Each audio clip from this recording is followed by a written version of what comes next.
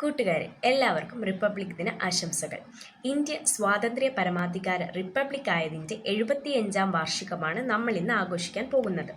1950 ജനുവരി 26-നാണ് British ഭരണത്തിൽ നിന്നും ശരിക്കും ഒരു ജനാധിപത്യ ഭരണക്രമത്തിലേക്ക് ഇന്ത്യ മാറിയത്. 1947 ഓഗസ്റ്റ് 15-ന് ഇന്ത്യ സ്വാതന്ത്ര്യമായെങ്കിലും ഭരണഘടന നിലവിൽ വന്നത് 1950 ജനുവരി 26-നാണ്. പ്രത്യേക ഭരണഘടനയ്ക്ക് കീഴിൽ രാജ്യത്തെ ഭരണം നിർവഹിക്കുന്നതിനുള്ള രാഷ്ട്രത്തലവനെ ജനങ്ങൾ തിരഞ്ഞെടുക്കുന്ന സമ്പ്രദായം നിലനിൽക്കുന്ന രാഷ്ട്രങ്ങളെയാണ് റിപ്പബ്ലിക് എന്ന് വിളിക്കുന്നത്. ഇവിടെ ഒരു പരമാധികാര ജനങ്ങൾക്കാണ്.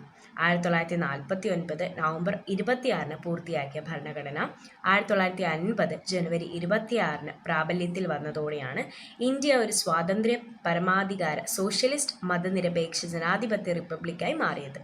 ഒരു ഭാഷയും ഒരു സംസ്കാരവും ഒരു ജനതയുമല്ല, മറിച്ച് പല ഭാഷയും പല സംസ്കാരങ്ങളും പല ജനതകളും ആണ് ഇന്ത്യയുടെ സവിശേഷത. ജനാധിപത്യത്തിൻ്റെ മുഖ്യമുദ്രയായ സ്വാതന്ത്ര്യം, ജീവനം, അഭിപ്രായത്തിനും മതത്തിനും ഒക്കെയുള്ള സ്വാതന്ത്ര്യം നമ്മുടെ ഭരണഘടന ഉറപ്പുവരുത്തുന്നുണ്ട്. ഇന്ത്യ ചരിത്രത്തിലുടനീളം മറ്റു രാജ്യങ്ങളെയും ജനതയെയും ആകർഷിക്കുന്നു. ഇത് ഇനിയും അങ്ങനെ തന്നെയായിരിക്കണമെന്ന് ഞാൻ ആഗ്രഹിക്കുന്നു. ജയ് ഹിന്ദ്.